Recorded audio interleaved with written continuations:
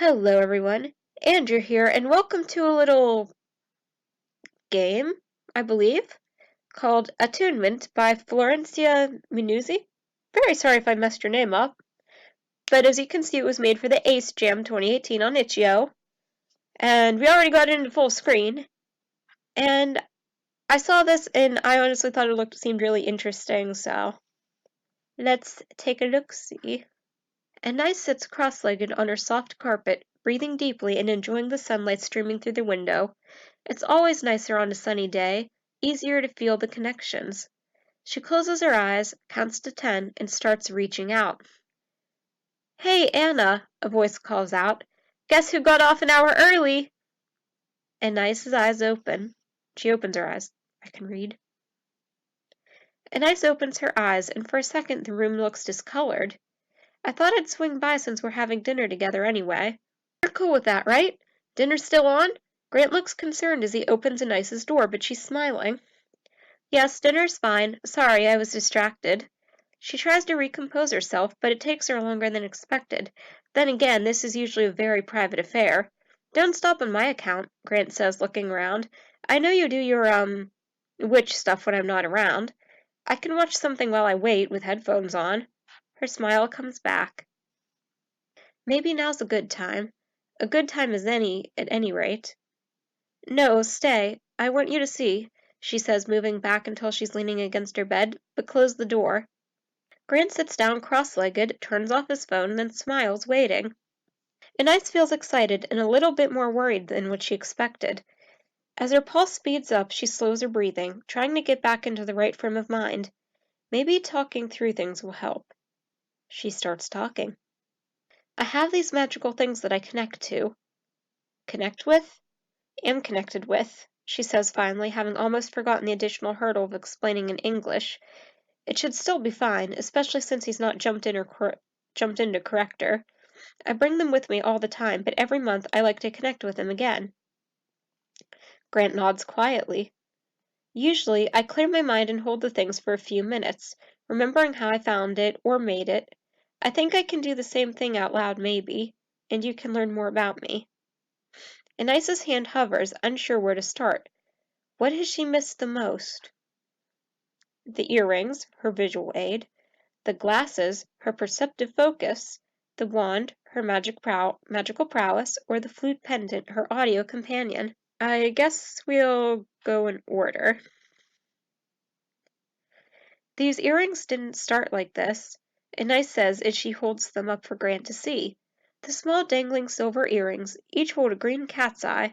"I asked my mother to make the gems into earrings later, but I found these when I was 6. As she starts to explain, she lowers the earrings with one hand and tucks her hair behind her ear with the other, a nervous habit that rears its head at times like these. "Do you remember when I said we celebrate the 6th of January with a round cake? The galette des rois?" I probably ruined that. She closes her eyes for a second, remembering the taste.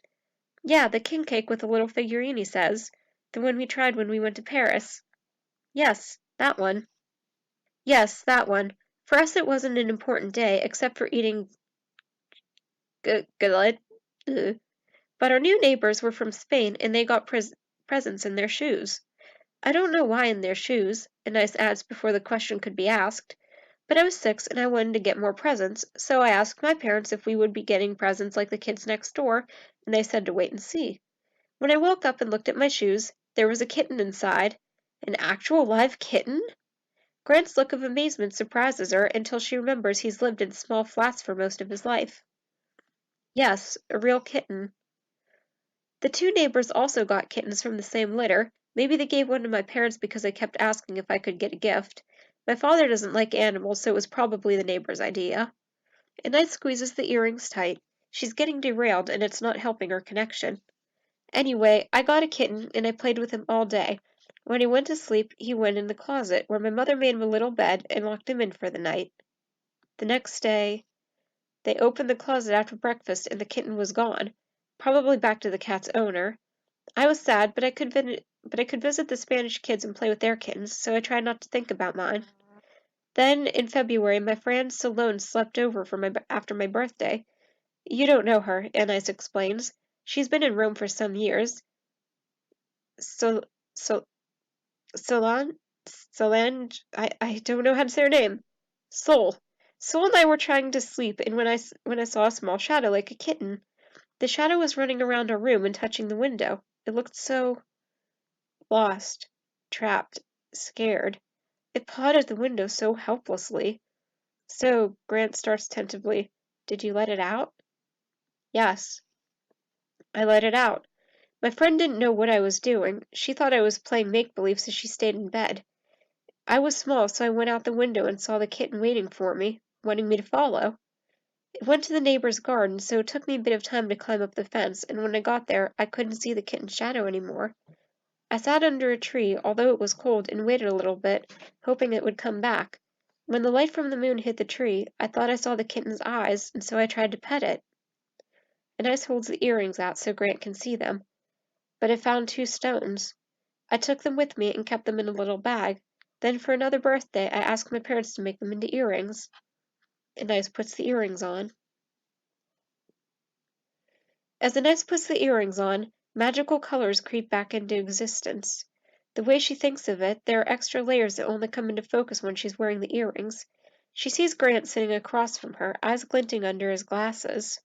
They're pretty simple, Grant says, but I suppose magic comes in different shapes and forms. Exactly. A pair of glasses. Yeah, we're just going to keep going in order, so. The glasses are on the floor, folded neatly, their dark green frame blending in with the rug. Inez picks them up carefully, trying not to smudge the lenses, and asks Grant if he's seen them before. Yeah, once or twice, he replies. I thought they were reading glasses.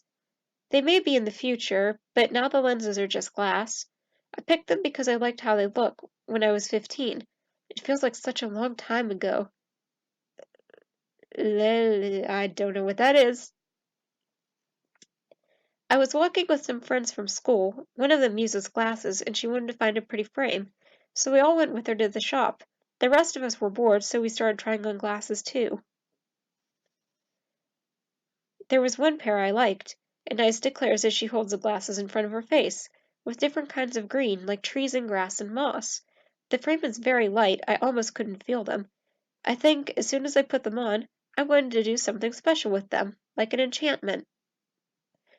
She sees a twinge of discomfort across Grant's face and lowers the glasses. This is not a conversation he's used to. Not yet. My friends were so happy. They said I was finally trying to look nice. Maybe there was a boy I liked. Was it someone from school or from music classes? And I used her best nosy French accent. Did I want to go buy makeup together? He smiled. Teenage banter seemed to be an easier subject, and he always liked her imitations. I let them think that. Everyone cared so much about their looks. They thought I was one of those late bloomers. At least it was a different kind of teasing. So, Grant starts tentatively. You didn't tell your school friends that you're, asexual? That pause. Magic or, asexual. Like the words aren't in his dictionary and he needs an extra second to look them up. He knows in theory, but to actually say it out loud is a whole different story. Anais shakes her head. She shouldn't have started this if she wasn't going to berate him. If she was going to berate him, the whole point was to be more open, not more critical. No, I didn't tell anyone. When I talk about it now, it sounds more obvious, but I just thought it was normal, like the old way of thinking about it, just something women do for their partner. She's glad she can smile about it now. It's been easier to talk about her later realizations than those earlier doubts. The next year, I started wearing the enchanted glasses to school. Not to look nice, just to have this magic close by, because it's part of me. Just like a lack of desire to sleep with people was a part of herself. You know, one day during lunch, I talked to Caroline about the other girls. How they had posters of sexy movie stars and cool rock bands. How they gossiped about couples having sex already. It sounded so boring to us. Was it really irresistible to people, or were they just pretending it was exciting because everyone else was? And Ice thinks about that day. And Nice remembers that day, the chill breeze, sitting with her friend, watching other students. There was a certain kinship then. We didn't talk about it again, but that was fine. I didn't care what other people were doing, but it was nice to know someone my age, my generation, who thought all this talk about sexy people was strange too. These glasses were a mask, or a facade. I always say that different ways, so. She says as she places them on the rug again. I showed people what they expected, even if I wasn't like that. I could pretend I cared about the same things even if I didn't. And Nice lets herself laugh. That is a very teenage thought. That's a very teenage thought, right? No one knows how I feel. They don't know the real Nice, she says with a teenage drawl. Oh, so no one knows how I feel. They don't know the real Nice. Well, yeah, Grant laughs along. I mean, when everyone's changing around you, you end up worrying about it too. It is true about the glasses, though, and Ice continues. They made me feel better with myself, and wearing them more, I felt closer to them. And Ice picks up the glasses and puts them on. Although everything looks the same, she finds herself more able to focus, her mind wandering less. Oh, so the picture got clearer then, I'm guessing? I didn't notice. They do look good, even if that wasn't your attention, Grant says. Oh, I can click Grant says? Oh, okay. Oh, and Ice can tell that he means it. Aww. Hold the wand, her magical prowess. As the Ice picks up the wand, it lets out a few tiny sparks. She thinks back, trying to remember when she last attuned with it, but Grant's amazement stops her thoughts in their tracks. Sorry, I've just never actually seen your magic before. Not like that, he says. I mean, sure, it's just a spark, but that's because I don't show people if I don't have to. Maybe after I'm done I can do something else. It'll be small, but yes, that would be great. Oh, but don't let me interrupt you, Grant quickly adds.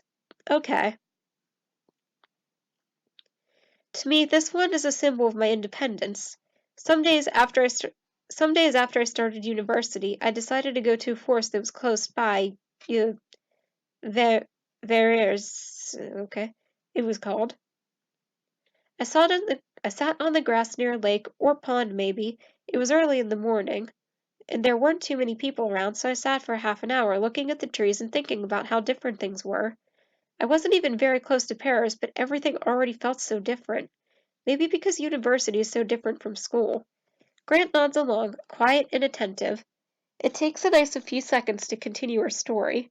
She looks around the room, and her eyes fall on an old scarf draped on her chair. Right, the park. No, the old scarf. Oh. And her eyes fall on an old scarf, too warm for the current weather. If it's not back in the closet yet, it's because it reminds her of home. It's still draped on her chair. The park. I started trying to remember the names of trees, just for something to do. I liked one tree in particular. It looked like oak from the leaves, but I didn't see any acorns, so I stepped closer. When I touched the trunk and there was a strong wind, when I touched the trunk there was a strong wind, so strong it could blow me away, and then? Grant asks excitedly. A branch fell in front of me. It was as long as half my arm. I didn't think about it at first, since there was that strong wind, but when I looked up at the tree again, there was a squirrel looking at me, intensely, as if its eyes were boring into Inez's soul. I kept looking. I kept looking at the squirrel as I picked up the branch. I wanted to make a wand for some time, and this was the perfect size. I didn't have an excuse not to anymore. I just had to I don't know these words. She mimics filing the wand, and Graham provides the right word. Okay, thank you. Yes, that. I didn't make a wand before leaving home because everything was going to be different. I didn't want more ways to remember home. I wanted something new, a part of the new and nice. So this branch was perfect for what I wanted. After that, I had to tell myself, I'm really a witch. I'm not just a girl who has funny stories that sound unbelievable because I'm going to do real magic now. And Ice finds her eyes resting on her wand again. She thinks she could give it a nicer finish if she varnishes it. We'll varnish the wand again. Okay. When it was done, When the wand was done and I tried it and it worked, it was like I had actually grown up. It was very emotional. Sad because my other life felt far away, but happy because so many exciting things could happen now. Anise pauses for a moment, trying to recall that feeling. She's still holding the wand, although it's been quiet in her hand ever since she started talking. It almost feels alive, like a creature rumbling under her touch. After that, I did a lot of stupid things. It was university, so I made some weird friends and skipped classes, drank very bad drinks. But if I needed to remember who I was, I had the wand in my bag. Hold the wand. Anise holds the wand with her other hand, then with both. Its power feels so familiar to her, like her own scent. It's buzzing with potential. If she wanted to, she could make her scarf float. Let's do it! She did say she might demonstrate after all. Anise twirls the scarf around in the air with just a flick of her wrist, waving it into odd shapes as though it were floating up under water. Grant's reaction makes her smile. It is fun, she adds. Grab the flute pendant, her audio companion. You know this one, Anise says as she picks up a thin silver chain. The flute pendant has little crystals set in the keys. You enchanted the pendant I gave you. Grant sounds pleased, as if his purchase was so spot on that it became magical. I did, she laughs, but not only because it's from you. This flute helped me realize that, maybe, I wasn't quite what I thought. When I left Paris and came to London, I wanted to play the flute again. I signed up for classes, as you know, since you were there, but I was feeling very awkward. I tried being friendly, but I needed more practice with my English, and the jokes were different. It was hard to make friends. I spent that year trying to connect with people, but it was hard. I had to take the underground from work, then play the flute, so I was tired when I came to the pub with everyone. I always made friends faster in France. It was weird that I didn't hear, and Saturdays after my shift were even worse. Anise takes a breath. This was only 2 years ago. It's stifling for her to remember how isolated she felt. I didn't realize it was so bad, Grant says. Before she knows it, her wand is back in her hand, pointing to her bedside table. First one tissue, then a second pull themselves out of the box. Although she thankfully doesn't need them now, they slowly float back down. Her mind is clearly elsewhere. There are so many tangled stories from that year, she finds it hard to disconnect them all. Then it was almost the holidays. I wanted a bit of silence, but it would be rude to skip the last pub day, so I came. There were only 7 people, then 5, then everyone else left and it was just the 2 of us. Grant smiles. He remembers this day too. He refers to it as day 0. You were so British. Asking if I wanted another pint, if I minded the football on the telly, apologizing. I didn't know who you were other than being British. Oh, he says quietly. I kind of thought we were friends by that point. Grant doesn't look happy to hear it. But Anise thinks he might just be surprised. She's not always forthcoming with these sort of details, and she did spring this up a bit unexpectedly. We were, but I didn't know what you were like. That you get really excited about roller skating and painting miniature people and making amazing roast chicken. That day, you were more like a work friend, but for flute classes.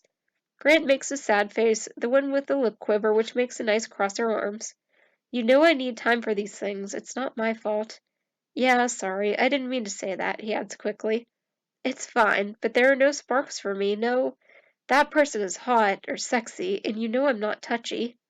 I can kiss or hug as a greeting, but I don't touch someone's arm if they're sad, or pat them on the back, not until I'm more comfortable with them. But that day was when I first thought that maybe I could get comfortable with you. After a bit. After a bit more time, we went on dates, and after a few of those dates, I thought, okay, maybe I can kiss him. Or let him kiss me, he probably knows what he's doing. Sort of, he jokes.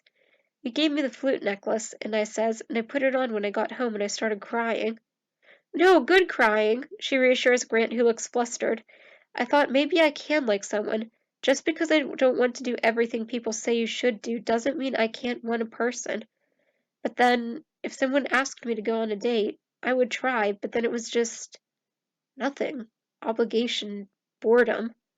But this flute, she says as she takes his hand, reminds me that people's assumptions are not my rules. Do you know what it does? I wasn't expecting this. I wasn't expecting the music, but okay. Do you know what the flute does? You've actually heard it before, she says, then briefly presses the flute to her lips. A song starts playing. Oh, realization crosses Grant's face. So whenever I can't figure out where that weird music's coming from. Sorry. Now you know. It's not weird, it's modern. Time to wrap things up. Nice starts wrapping things up. She's wearing the earrings and the green-framed glasses. She closes the necklace's clasp behind her back, careful not to catch her hair. She holds the wand, which is now humming slightly. So, is there a big finish, he asks. She puts a finger to her lips. Anais puts a finger to her lips, then closes her eyes and finishes strengthening the bonds. Grant is silent, but his presence still slows things down. Maybe not his presence exactly, but Anais can't put her finger on what the problem is. She was glad to share, and she thought it went well, so why does she feel this pang of regret? She didn't want Grant to know? She tucks her hair behind her ear. Anais tucks her hair behind her ear, even though her eyes are closed, an unconscious reaction to an unconscious worry. Is it about their relationship? Is there something she's not confronting? Grant is so attentive, so caring, so well-intentioned.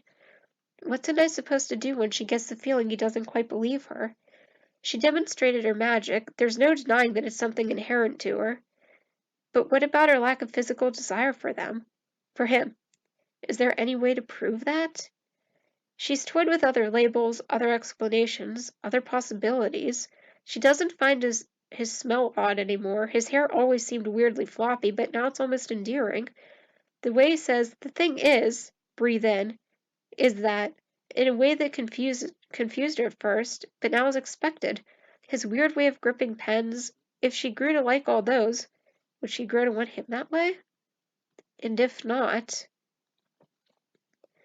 would things continue to be okay? Would Grant be so accepting after 3 years, 5 years, 30? I don't know that word. She tells herself, these spirals, they're the problem. Anais grips her wand more tightly, clears her mind, bites her lips softly. Her perception leaves the confines of herself and senses the whole room. The swirls surrounding herself and Grant, the soft, violent currents connecting them. She takes a deep breath, calming herself.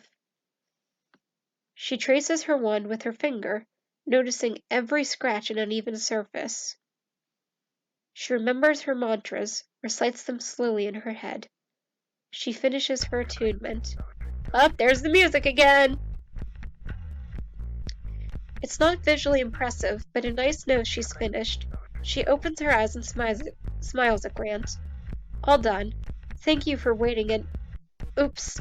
Anais says as she fails to get up. Her legs sometimes go numb when she's sitting like this, and she's been sitting for longer than usual.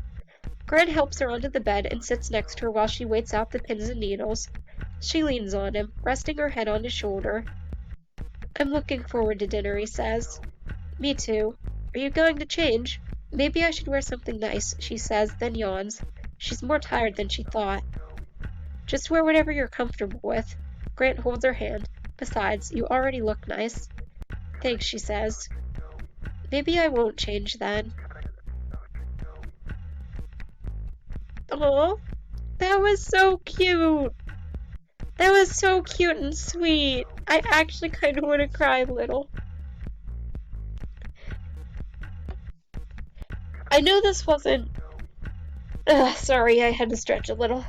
I know this wasn't like a game and more of like a little story, but I think it was one worth hearing for sure. Because honestly, this is so very true, and it's something that I've sat and struggled with the thoughts of before, because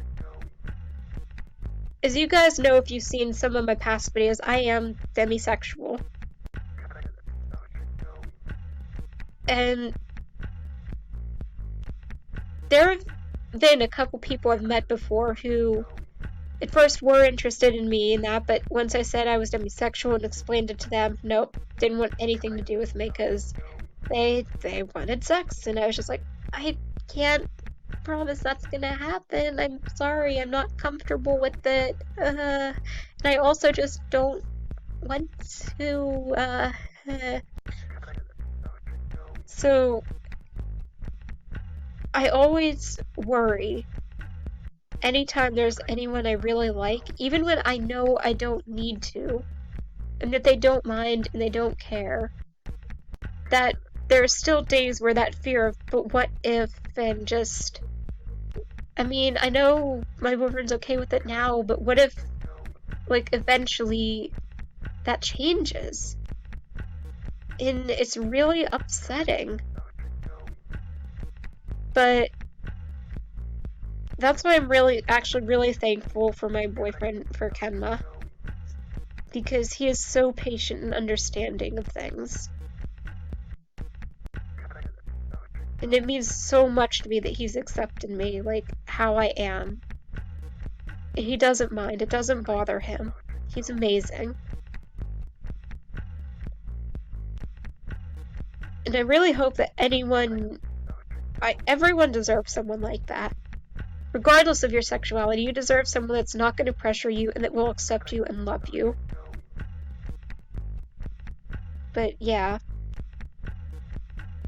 This video is going on like a half-hour long, so I'm just going to end this here, because I also don't want to get too far into talking about all of this stuff right now.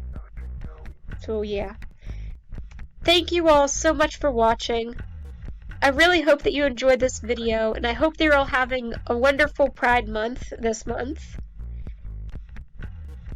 If you enjoyed this video, let me know down below with a like or a comment. Subscribe and hit the bell if you want to be notified whenever I upload new videos. And I hope you're all having a good day or night wherever you are. And I'll see y'all next time. Bye!